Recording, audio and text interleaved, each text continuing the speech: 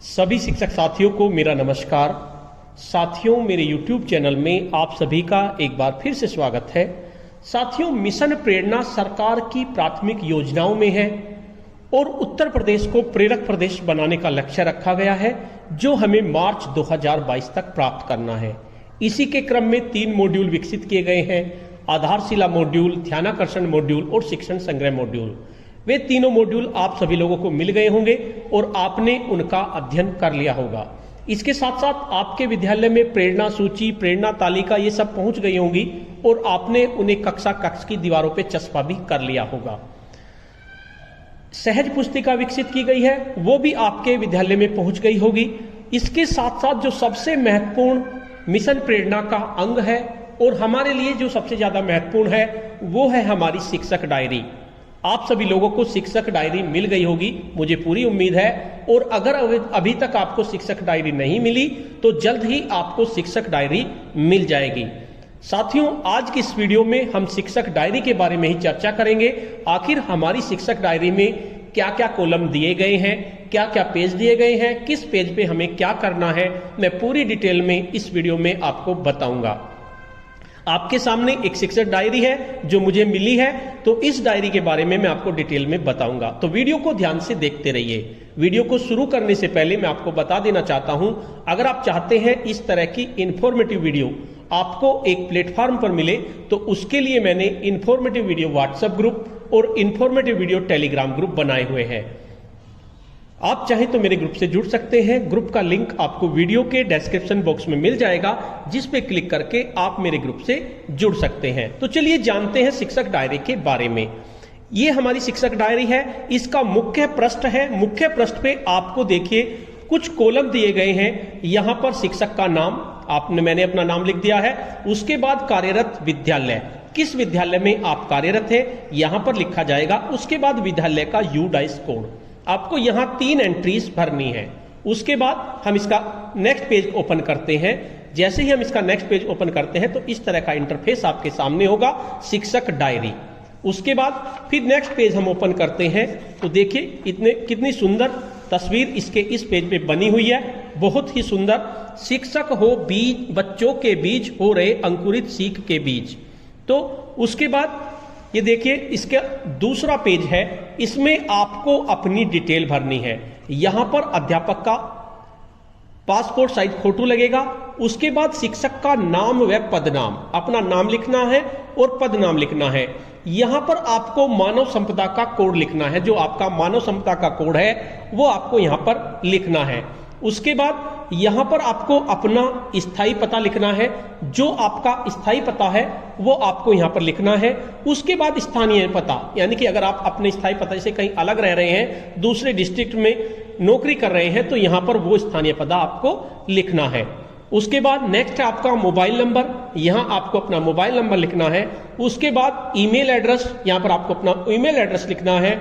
उसके बाद उच्चतम शिक्षा का विवरण, आपको अपनी उच्चतम शिक्षा लिखनी है कि आपकी उच्चतम शिक्षा क्या है। व्यावसायिक शिक्षा का विवरण यहां पर लिखना है।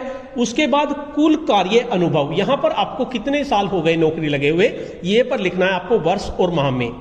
वर्तमान विद्यालय में पदस्थापन की तिथि आप यहां पर लिख देंगे। उसके बाद विद्यालय का नाम, विकास खंड, जनपद, ब्लड ग्रुप, स्वास्थ्य संबंधी कोई विशेष बात, रुचि और आकस्मिक स्थिति में संपर्क हेतु कोई दूरभाष नंबर, ये सब आपको इस डायरी में डिटेल में लिखना है। उसके बाद हम नेक्स्ट पेज ओपन करते हैं। नेक्स्ट पेज ओपन में बहुत सुंदर तरीके से डायरी को सजाया गया है। देखिए कितना सुंदर है। बज गई स्कूल की घंटी, आ रही है आवाज, बच्चों में लग गई दौड़, मानो झंकृत है सब साज। बहुत सुंदर है। उसके बाद शिक्षकों से अपील, क्या क्या अपील की गई है इसको आप ध्यान से पढ़ लीजिए। इसके बारे में मैं ज्यादा नहीं बताऊंगा। इसमें आपके तीनों मॉड्यूल के बारे में बताया गया है, आधारशिला, ध्यानाकर्षण और शिक्षण संग्रह। इसमें डिटेल में आप इसको पढ़ लीजिए। नेक्स्ट पेज आता है प्रेरणा तालिका। ये देखिए नेक्स्ट पेज पे आपको प्रेरणा तालिका दी हुई है। बच्चों का हो सतत आकलन, प्रेरणा तालिका में हो संकलन। ये प्रेरणा तालिका है गणित की, कक्षा 1 की, और इसमें 30 कॉलम है। इस तरह की आपको एक प्रेरणा तालिका मिलेगी जिसमें आपको बच्चों की डिटेल लिखनी है इस प्रेरणा तालिका के अनुसार। ये आपके दक्षताएं हैं, ये उपविषय हैं और यहां पर बच्चों की आपको डिटेल लिखनी है। 30 बच्चों की डिटेल लिखनी है। जिस बच्चे को जौन सी दक्षताएं जब प्राप्त हो जाएगी वो आपको लिखनी है, वो आपकी अलग से मिलेगी, इससे कोई मतलब नहीं है। इसके आगे प्रेरणा तालिका कक्षा 3 की गणित की, आपको एक एग्जाम्पल दिया हुआ है कि इस तरह की प्रेरणा तालिका होगी। उसके बाद नेक्स्ट पेज है, इसमें आपके प्रेरणा लक्ष्य दिए गए हैं। क्या क्या प्रेरणा लक्ष्य हैं? कक्षा 1 से 5 तक के भाषा के प्रेरणा लक्ष्य दिए गए हैं और उसके बाद गणित के प्रेरणा लक्ष्य दिए गए हैं। उसके बाद आगे बढ़ते हैं। देखिए, हम लड़कियां नहीं किसी से कम, हम में है विवेक लगन और दम। बहुत सुंदर तस्वीर दी गई है। उसके बाद नेक्स्ट आता है शिक्षण योजना। ये आपकी बहुत महत्वपूर्ण है। इसको मैं इधर को कर देता हूं जिससे कि आपको एक एक कॉलम को मैं समझा सकूं। शिक्षण योजना एक दृष्टि। तो देखिए, इसमें पहला कॉलम है माह का, यहां पर आप माह लिखेंगे। उसके बाद सप्ताह संख्या, सप्ताह संख्या पहला सप्ताह, दूसरा, तीसरा, चौथा, ज्यादातर 4 सप्ताह होते हैं और 5वां सप्ताह इसमें लिखेंगे। उसमें कक्षा, उसके बाद विषय और उसके बाद आपने उस माह में या उस सप्ताह में चयनित पाठ संख्या व नाम, शिक्षक कार्य करने हेतु अनुमानित कालांशों की संख्या, यानी कि आपको कितना समय लग जाएगा इस पाठ को पढ़ाने में, शिक्षक के हस्ताक्षर और प्रधानाध्यापक के हस्ताक्षर। आपको प्रत्येक सप्ताह इसमें आपको डिटेल लिखनी है, यानी साप्ताहिक कार्य योजना आपको इसमें बनानी है कि किस सप्ताह में आपको क्या कार्य करना है। तो इसमें आपको ये सभी डिटेल आपको भरनी है पूरे सप्ताह। तो ये आपके 50 पन्ने हैं। इस डायरी में साप्ताहिक कार्य योजना हेतु आपके 50 पन्ने हैं। आप इनको गिनेंगे तो ये 50 ही मिलेंगे। अब देखिए, इसके बाद क्या डायरी में दिया हुआ है। उसके बाद आती है बात नेक्स्ट पेज की। इसमें आपको बहुत सुंदर तस्वीर दी गई है। किताबें इतनी सारी, चलो पढ़े हम सब है हमारी। उसके बाद शिक्षक डायरी का उद्देश्य क्या है, इसमें उद्देश्य बताए गए हैं। शिक्षक डायरी के क्या क्या उद्देश्य है योजना बनाने में, दस्तावेजीकरण में, समीक्षा करने में, सपोर्टिव सुपरविजन में। इसके उद्देश्य बताए गए हैं कि ये डायरी आपकी क्यों लगाई गई है। उसके बाद विद्यालय का रिपोर्ट कार्ड कैसा होगा। आपके विद्यालय का रिपोर्ट कार्ड SA2 2019-20 में फरवरी में हुई थी। तो इसमें किस तरह का SA2 आपका रिपोर्ट कार्ड होगा। रिपोर्ट कार्ड वास्तव में है विद्यालय का दर्पण, विद्यालय का यूडा स्कोर, प्रधानाध्यापक का नाम, विकास खंड। तो प्रदर्शन स्तर, विद्यालय की रेटिंग आपकी किस तरह की होगी, ये आपकी दी हुई है। विद्यालय में कुल प्रदर्शन 0 से 35 है तो आपका रेड, 50 तक है तो आपका इस तरह का कलर आपके दिए हुए हैं इसमें। तो अब आती है बात शिक्षण योजना का प्रारूप, कैसी आपकी शिक्षण योजना होगी, इसके बारे में इसका प्रारूप दिया हुआ है। माह, कक्षा, विषय, समावधि। उसके बाद दूसरा कॉलम आता है आपका लर्निंग आउटकम का। यहां पर आपको लर्निंग आउटकम लिखना है, जिस लर्निंग आउटकम का आपको चयन करना है। उसके बाद प्रकरण, पाठ, इकाई का नाम, यहां पर आप उस प्रकरण का नाम लिखेंगे जिसको आप बच्चों को पढ़ाना है। आवश्यक संसाधन, क्या क्या संसाधन आप यूज कर रहे हैं शिक्षण अधिगम प्रक्रिया में, प्रयुक्त होने वाली सामग्री या TLM का विवरण। नेक्स्ट कॉलम आता है शिक्षण अधिगम प्रक्रिया या गतिविधियां। तो शिक्षण के प्रारंभ में इसका अनुमानित समय 5 से 10 मिनट है। शिक्षण के दौरान में आपको क्या क्या करना है, 20 से 30 मिनट। उसके बाद शिक्षण की समाप्ति पर समेकन करना है आपको, ये इसमें दिया हुआ है। उसके बाद आकलन के तरीके, किस तरह से आकलन करेंगे, और उसके बाद प्रदत्त कार्य यानी कि असाइनमेंट। और उसके बाद नेक्स्ट कॉलम है आपका शिक्षण योजना पर शिक्षक का स्वयं आकलन या टिप्पणी। शिक्षक पूरी शिक्षण प्रक्रिया में अपने अनुभव और बच्चों के सीखने के तरीकों पर टिप्पणी करेंगे। तो इस तरह की आपका एक प्रारूप दिया हुआ है, इस तरह की आपको शिक्षण योजना बनानी है। उसके बाद नेक्स्ट पेज बहुत सुंदर सजाया हुआ है। देखिए, QRS ये बच्चों को बताने के लिए दिया हुआ है। प्रिंट रिच वातावरण, आपके स्कूल का, आपकी क्लास का इस तरह का वातावरण होना चाहिए। इसको कहते हैं प्रिंट रिच वातावरण, यानी कि दीवारों पर TLM संबंधित सामग्री हो जिससे कि बच्चों को इंटरेस्ट आए। तो इस तरह का प्रिंट रिच वातावरण आपको अपने कक्ष की दीवारों पर बनवाना है। उसके बाद नेक्स्ट आता है आपका शिक्षण योजना के उदाहरण, कुछ शिक्षण योजना के आपको उदाहरण दिए गए हैं कि किस तरह की शिक्षण योजना आपको बनानी है। कक्षा 4 विषय गणित समावधि 40 मिनट। तो इस तरह की आपको बनानी है। एक लर्निंग आउटकम लेके चले हैं, बच्चे त्रिभुज, वर्ग, आयत और तथा चतुर्भुज और विभिन्न प्रकार की दी गई आकृतियों का परिमाप ज्ञात कर सकते हैं। तो इसमें पूरी डिटेल दी हुई है। इसकी मदद से आप अपनी शिक्षण योजना को बहुत आसान तरीके से बना सकते हैं। ये आपकी पूरी शिक्षण योजना इसमें दी हुई है। उसके बाद दूसरा उदाहरण दिया गया है, कक्षा 6 हिंदी की शिक्षण योजना आपकी किस तरह की होगी, ये आपको बताने के लिए दिया गया है। बहुत सुंदर डायरी है और उसके बाद ये पूरी है।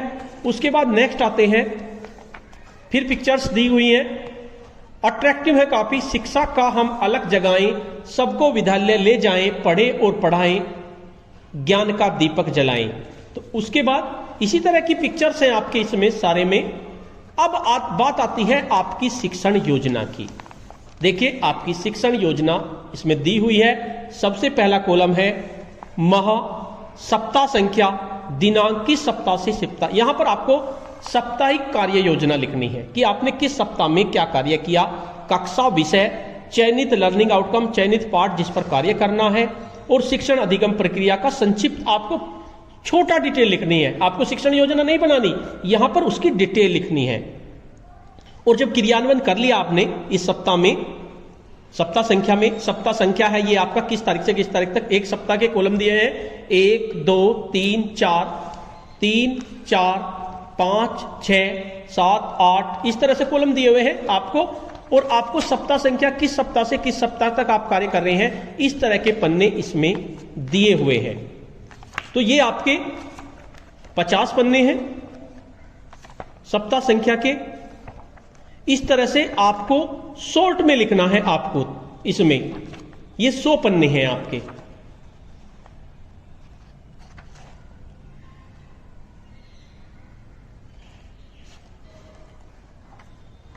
सप्ताह संख्या आपकी दी हुई है। तो इस तरह से इस डायरी में आपको दे रखा है कि किस सप्ताह में आपको क्या करना है।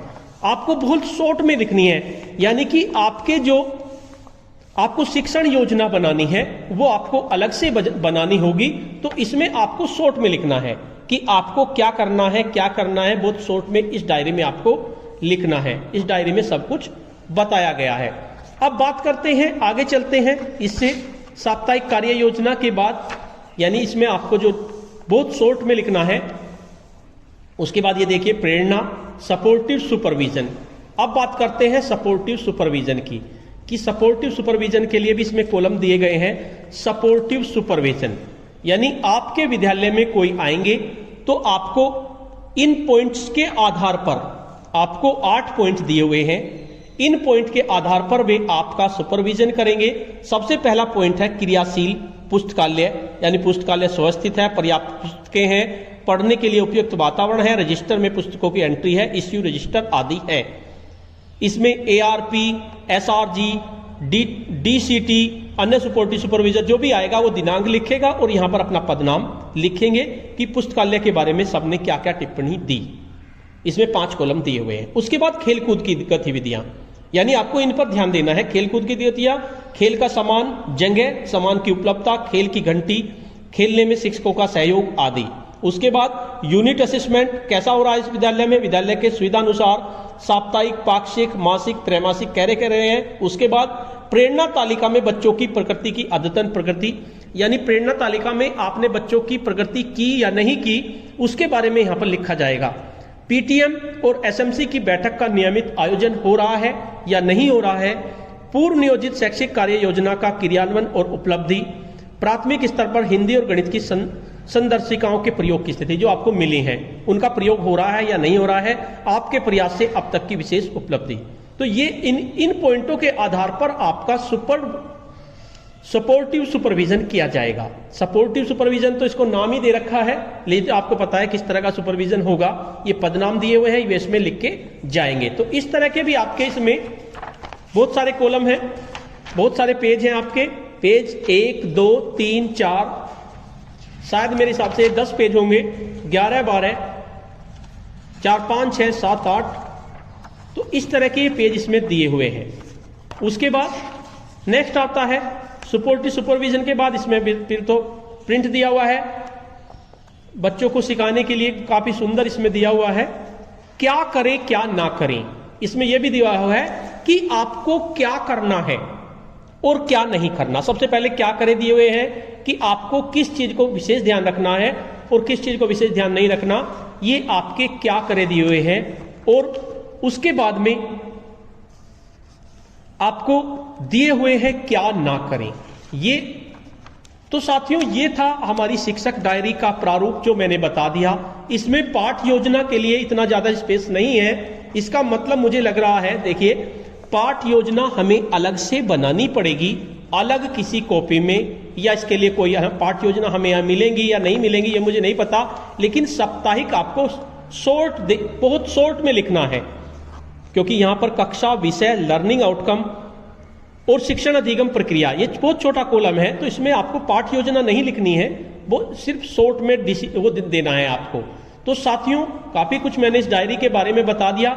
इसके बाद जैसे ही मुझे कोई इंफॉर्मेशन मिलती है तो मैं आपको फिर दोबारा से अवगत कराता हूं। ये हमारी शिक्षक डायरी है, आपको भी मिल जाएगी और जल्दी से जल्दी आप इसकी तैयारी कर लीजिए, अपनी शिक्षण योजना बना लीजिए अलग कॉपी में। जैसा होगा मैं आपको अवगत कराता रहूंगा। तो साथियों आपको ये वीडियो कैसी लगी? अगर आपको ये वीडियो अच्छी लगी तो इस वीडियो को लाइक कीजिए, शेयर कीजिए और वीडियो पे कमेंट्स कीजिए। और अगर आप मेरे चैनल पे नए हैं, पहली बार मेरे चैनल को देख रहे हैं, तो चैनल को सब्सक्राइब कर लीजिए और बेल के आइकन को प्रेस कर दीजिए, जिससे कि आपको नेक्स्ट वीडियो का नोटिफिकेशन मिल सके। धन्यवाद।